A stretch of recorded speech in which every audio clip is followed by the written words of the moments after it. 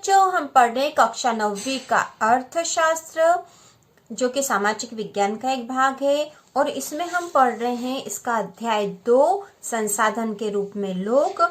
और इसके हम आगे के 2 भाग पढ़ चुके थे बच्चों। हमने इसका परिचय पढ़ लिया था और शकल की कहानी भी पढ़ ली थी।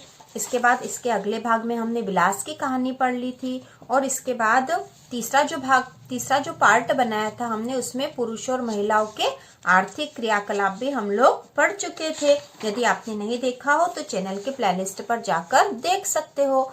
आज हम पढ़ेंगे जनसंख्या की गुणवत्ता। ठीक है, जनसंख्या की गुणवत्ता अर्थात जनसंख्या में क्या गुणवत्ता होनी चाहिए। ठीक है, तो चलो पढ़ते हैं। जनसंख्या की गुणवत्ता साक्षरता दर, जीवन प्रत्याशा से निरूपित व्यक्तियों के स्वास्थ्य और देश के लोगों द्वारा प्राप्त कौशल निर्माण पर निर्भर करती है। तो हमें यह स्पष्ट है कि जनसंख्या की जो गुणवत्ता है वो किस बात पर निर्भर करती है? साक्षरता दर अर्थात शिक्षा का स्तर कितना है। जीवन प्रत्याशा से निरूपित व्यक्तियों के स्वास्थ्य, जीवन प्रत्याशा का अर्थ सामान्य तौर पर होता है कि व्यक्ति की औसत आयु, ठीक है, औसत आयु कितनी है। तो जीवन प्रत्याशा से निरूपित व्यक्तियों के स्वास्थ्य, औसत आयु किस बात पर निर्भर करती है? उसके स्वास्थ्य पर निर्भर करती है।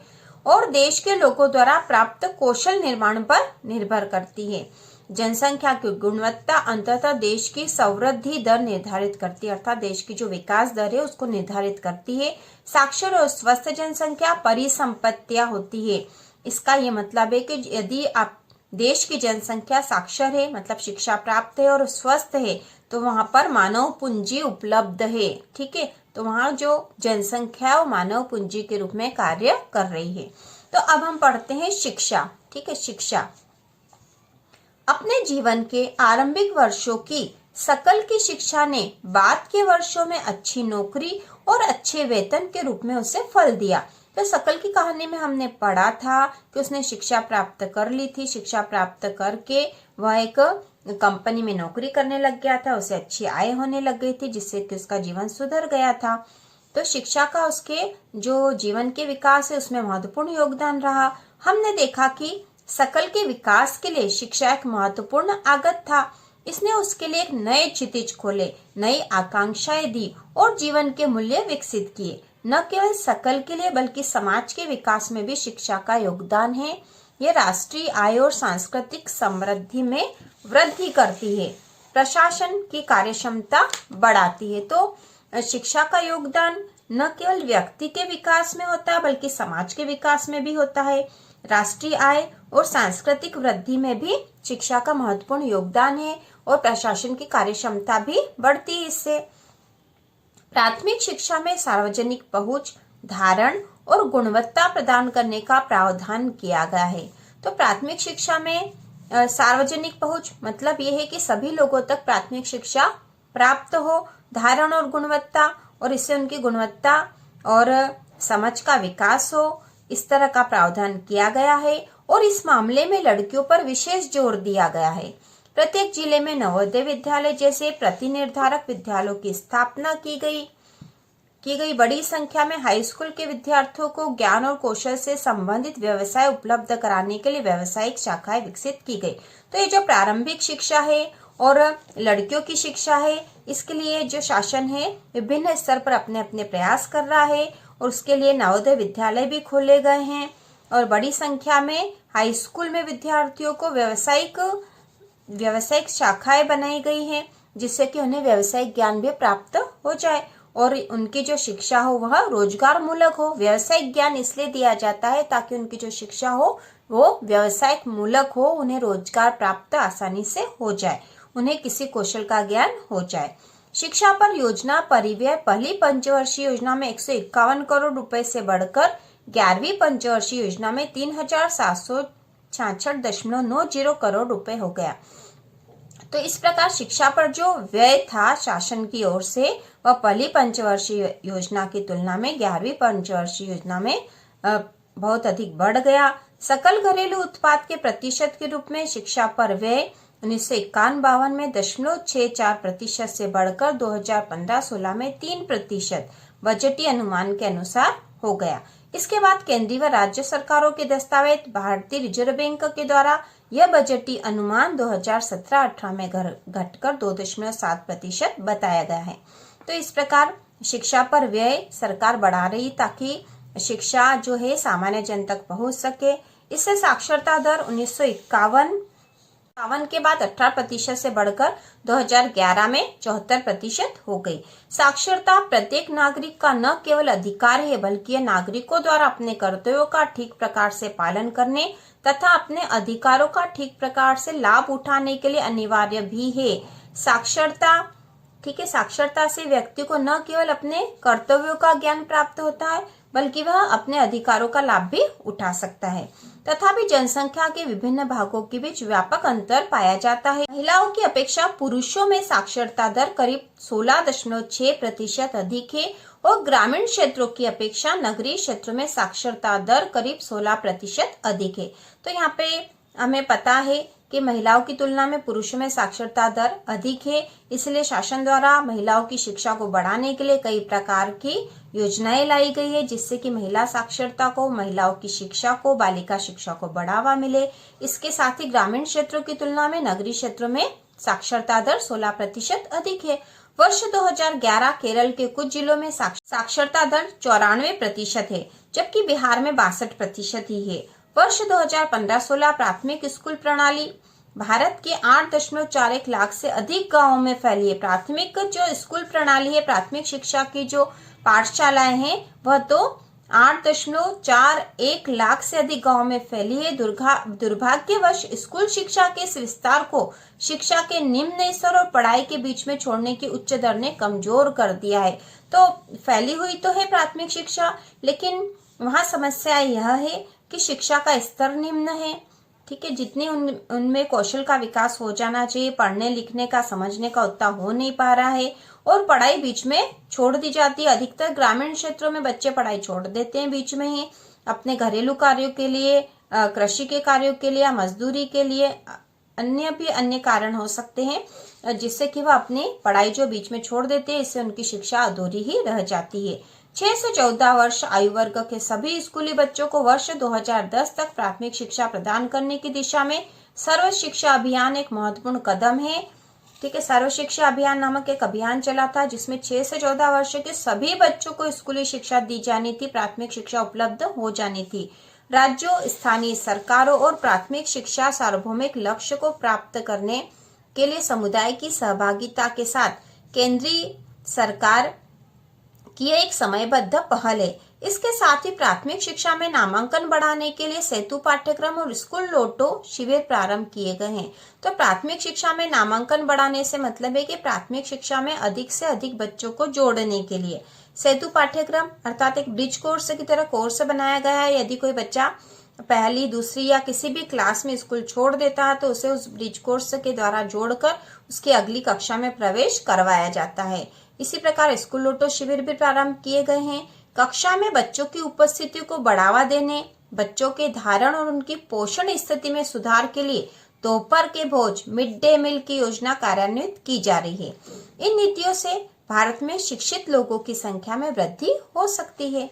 12वीं योजना में उच्च शिक्षा में 18 से 23 वर्ष आयु वर्ग के नामांकन में 25.2% तक की वृद्धि 2017-18 एवं 30% 2020-21 तक करने का प्रयास किया गया है। तो इसी प्रकार जिस प्रकार प्राथमिक शिक्षा में शिक्षा की साक्षरता की दर बढ़ाने की कोशिश की जा रही है, उसी प्रकार उच्च शिक्षा के क्षेत्र में भी शिक्षा को बढ़ावा देने का प्रयास किया जा रहा है।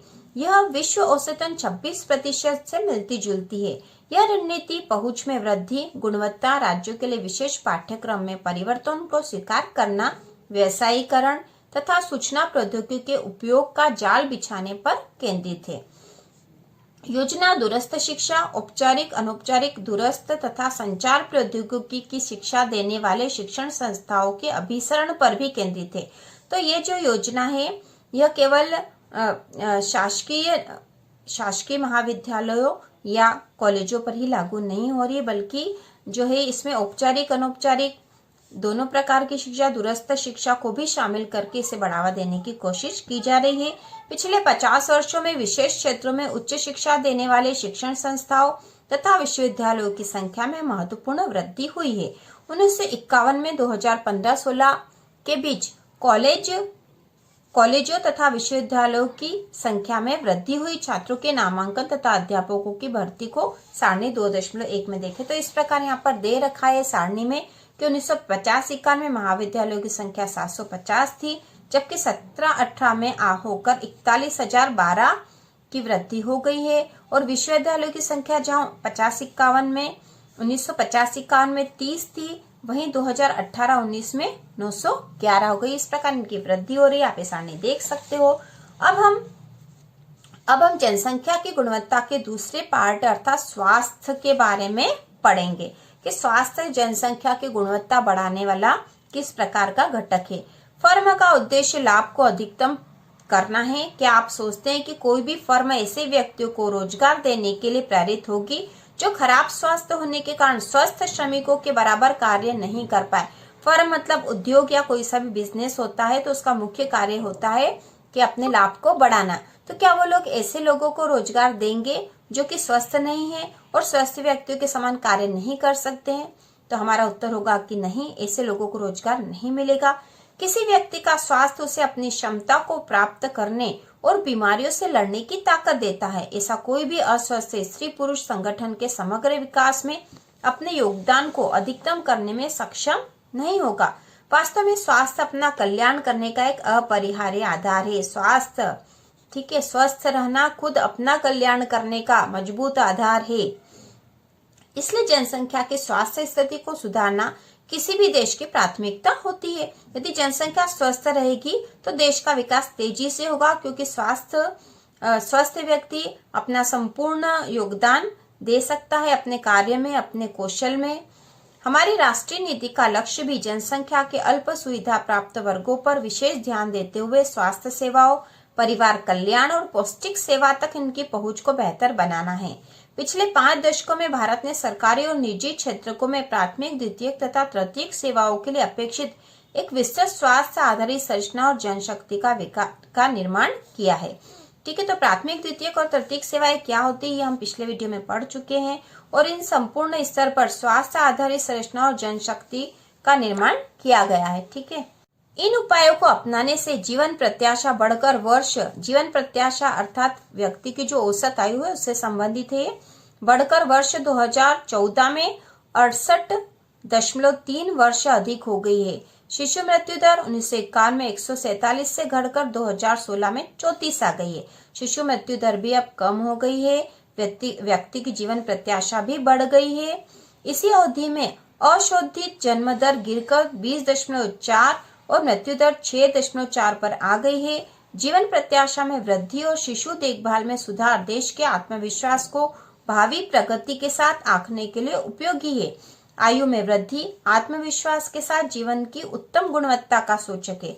यदि आयु में वृद्धि होती है मतलब जीवन प्रत्याशा बढ़ रही है, तो इससे आत्मविश्वास के साथ साथ जीवन की गुणवत्ता भी बढ़ती है। यदि आयु में वृद्धि हो रही है मतलब व्यक्ति स्वस्थ है, वह अपना जो है सर्वोत्तम योगदान देश के विकास के लिए देगा, उसमें आत्मविश्वास की भावना भी होगी।